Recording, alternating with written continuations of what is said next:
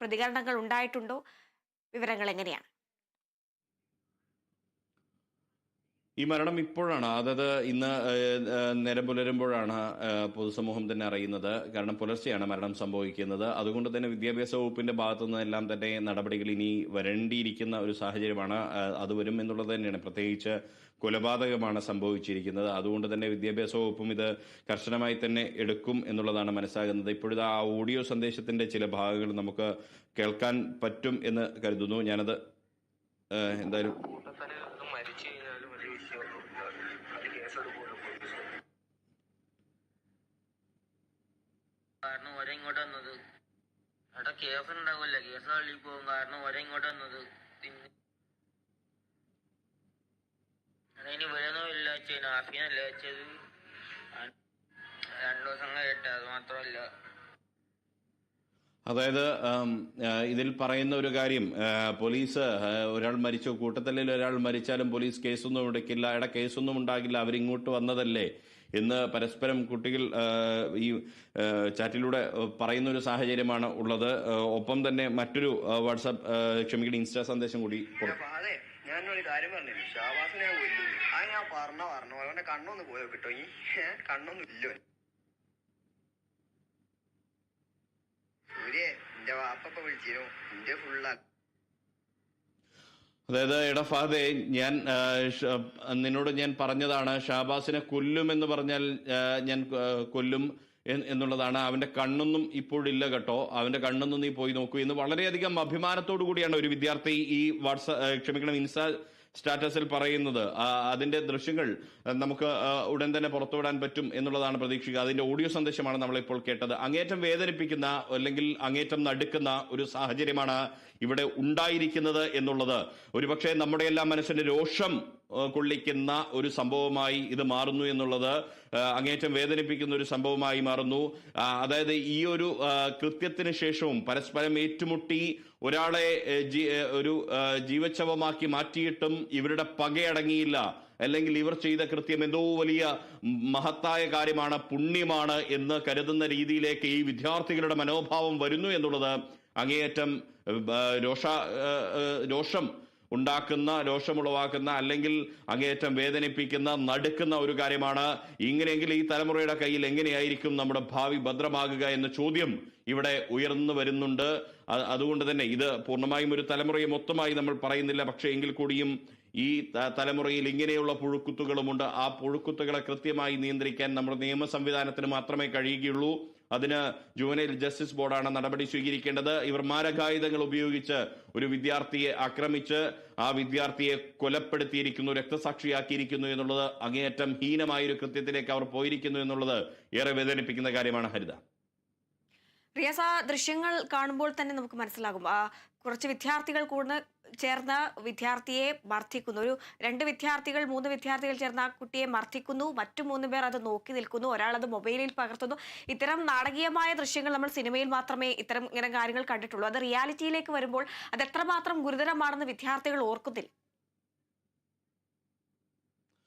തീർച്ചയായിട്ടും ഇവർക്ക് നിയമത്തിന്റെ ഒരു സംവിധാനത്തെ കുറിച്ച് പോലും ഇവർക്ക് വലിയ അവഗാഹം ഇല്ല എന്നുള്ളതാണ് ഇവരുടെ ഈ ഒരു ചെയ്തിയിൽ നിന്നും നമുക്ക് മനസ്സിലാക്കാൻ കഴിയുന്നത്. കാരണം ഈ ഒരു സംഭവം നടന്നു കഴിഞ്ഞാൽ, ഇങ്ങനെയൊക്കെ ചെയ്തു കഴിഞ്ഞാൽ ഒന്നും ഇവിടെ സംഭവിക്കാനില്ല എന്ന തരത്തിലുള്ള പ്രതികരണങ്ങളാണ് ഇവരുടെ ഭാഗത്തുനിന്നും ഉണ്ടായിട്ടുള്ളത് എന്നുള്ളത് വേദനിപ്പിക്കുന്ന ഒരു കാര്യമാണ്. കാരണം ഒരാൾ ഈ ഏറ്റുമുട്ടലിനിടയിൽ മരിച്ചാൽ ഒന്നും സംഭവിക്കില്ല, ആരും കേസൊന്നും എടുക്കില്ല, നമുക്ക് ധൈര്യമായി ഇരിക്കാം എന്ന് പറയുന്ന തരത്തിലേക്ക് ഇവരുടെ പ്രതികരണം പോയി എന്നുള്ളത് അങ്ങേയറ്റം ഒരു ഞെട്ടലുളവാക്കുന്ന ഒരു കാര്യമാണ്. ഇപ്പോൾ പറഞ്ഞതുപോലുള്ള ഈ രംഗത്തിന്റെ ഒരു കാര്യം, അതായത് ഇവര് 3 വിദ്യാർത്ഥികൾ ചേർന്ന് മർദ്ദിക്കുന്നു, മറ്റുള്ളവർ നോക്കി നിൽക്കുന്ന ഒരു സാഹചര്യം, ഒരാൾ അത് ക്യാമറയിൽ പകർത്തുന്നു, എന്തോ അഭിമാനകരമായ ഒരു കാര്യമായിട്ട് ഈ അക്രമത്തെ മാറ്റുന്നു. പരസ്പരം മറ്റു വിദ്യാർത്ഥികൾക്കിടയിൽ ഞങ്ങൾ ഹീറോയാണ് എന്ന് തെളിയിക്കാൻ പോകുന്ന രീതിയിലേക്ക് ഈ ദൃശ്യങ്ങൾ അവർ പ്രചരിപ്പിക്കുകയായിരിക്കും അവരുടെ ഉദ്ദേശമെന്നാണ് മനസ്സിലാക്കുന്നത്. ഇത്തരത്തിലുള്ള ഒരു രീതി നമ്മൾ ഏതാനും ദിവസങ്ങൾക്ക് മുൻപ് നമ്മൾ തന്നെ വാർത്ത നൽകിയിട്ടുണ്ടായിരുന്നു. ഒരു വിദ്യാർത്ഥിയെ ആക്രമിക്കുകയും ആ വിദ്യാർത്ഥിയുടെ കർണപുടം തകർക്കുകയും ചെയ്ത് ആ വിദ്യാർത്ഥിയുടെ കർണപുടം തകർക്കുന്ന ആ രംഗം മറ്റൊരാൾ മൊബൈലിൽ ഷൂട്ട് ചെയ്യുകയാണ്. ആ രംഗം പുറത്തു വന്നതിന് ശേഷമാണ് മറ്റു വിദ്യാർത്ഥികൾക്കെതിരെ നടപടി സ്വീകരിക്കുന്ന ഒരു സാഹചര്യം ഉണ്ടായത്. അതിനുശേഷം അതിനേക്കാൾ ഭീകരമായ ഒരു സാഹചര്യമാണ് ഇപ്പോൾ ഉണ്ടായിരിക്കുന്നത്. ഒരുപക്ഷെ നമ്മൾ സമീപകാലത്തിറങ്ങിയ ചില സിനിമകളിൽ കണ്ടതുപോലുള്ള ഒരു സാഹചര്യം ആണ് ഇതിൽ ഉളവായിരിക്കുന്നത് എന്നുള്ളതാണ്. അങ്ങനെയെങ്കിൽ അത്തരം വയലൻസ് പ്രോത്സാഹിപ്പിക്കുന്ന സിനിമകളടക്കം ഇതിൽ കുട്ടികളെ സ്വാധീനിച്ചു എന്നുള്ള കാര്യങ്ങളെല്ലാം തന്നെ പരിശോധിക്കപ്പെടേണ്ട ഒരു കാര്യമാണ്. അതിലേക്ക് പോലീസിന്റെ അന്വേഷണം പോകുമെന്ന് നമുക്ക് പ്രതീക്ഷിക്കാം. അതിനപ്പുറത്തേക്ക് കൃത്യമായ നിയമ നടപടി സ്വീകരിക്കുന്നതിൽ ജുവനൈൽ ജസ്റ്റിസ് ബോർഡും ഇടപെടുമെന്ന് നമുക്ക് പ്രത്യാശിക്കാം. എന്തായാലും റിയാസ്, ഇനി വിദ്യാർത്ഥികളെ, ഈ ആക്രമിച്ച വിദ്യാർത്ഥികളെ പോലീസ് കസ്റ്റഡിയിൽ എടുക്കാനുള്ള ഒരു സാധ്യതയുണ്ടോ? അല്ലെങ്കിൽ അവരെ നേരത്തെ വിളിച്ച് ചോദ്യം ചെയ്യുന്ന സാഹചര്യം ഉണ്ടായിട്ടുണ്ടോ? അല്ലെങ്കിൽ അവരുടെ ഈ മരിച്ച വിദ്യാർത്ഥിയുടെ രക്ഷിതാക്കളിൽ നിന്ന് കഴിഞ്ഞ ദിവസം എങ്ങാനും എന്തെങ്കിലും തരത്തിലുള്ള പ്രതികരണങ്ങൾ ലഭിച്ചിട്ടുണ്ടോ? അവരുടെ ഭാഗത്തു നിന്നുള്ള പ്രതികരണങ്ങൾ മറ്റും അറിയേണ്ടതുണ്ട്. എന്തായാലും ഇന്ന് നമുക്കത് അറിയാൻ സാധിക്കില്ല, കാരണം അവർ അത്രയേറെ ദുഃഖത്തിലിരിക്കുന്ന ഒരു സാഹചര്യമാണ്. നമുക്കൊരിക്കലും അവരുടെ സ്വകാര്യതയിലേക്ക് ഇടപെടാൻ കഴിയില്ല. എങ്കിലും മറ്റുള്ള നടപടികൾ എങ്ങനെയായിരിക്കും? ഇനിയിപ്പോൾ പോസ്റ്റ്മോർട്ടം നടപടികളെല്ലാം പൂർത്തീകരിച്ചതിന് ശേഷമായിരിക്കും ബന്ധുക്കൾക്ക് മൃതദേഹം വിട്ടു നൽകുക.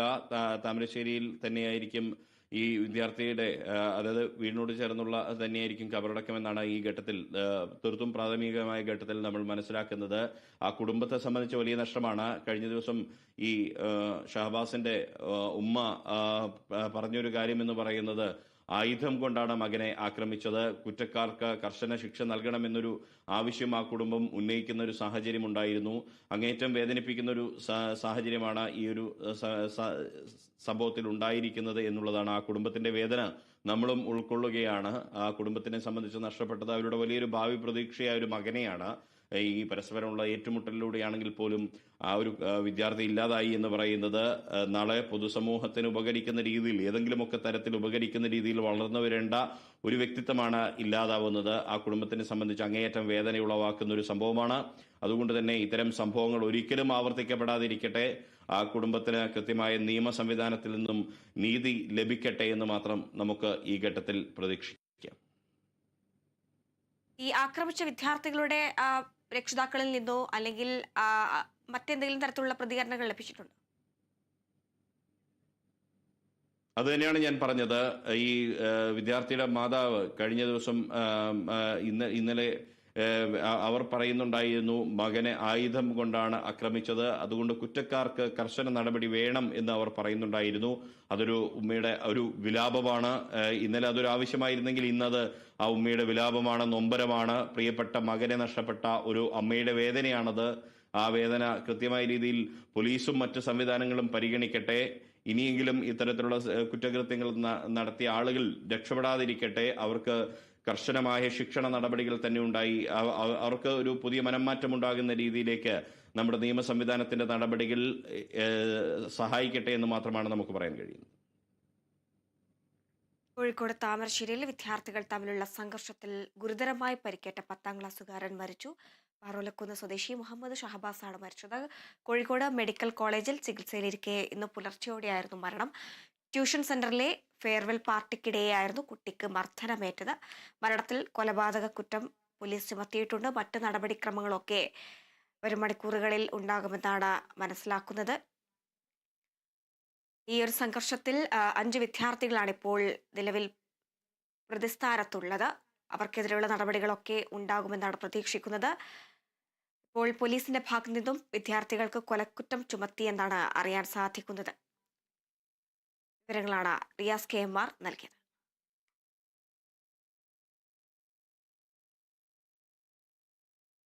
കോട്ടയം ഗവൺമെന്റ് നഴ്സിംഗ് കോളേജിലെ റാഗിംഗ് കേസിലെ പ്രതികളുടെ ജാമ്യാപേക്ഷയിൽ കോടതി ഇന്ന് വിധി പറയും.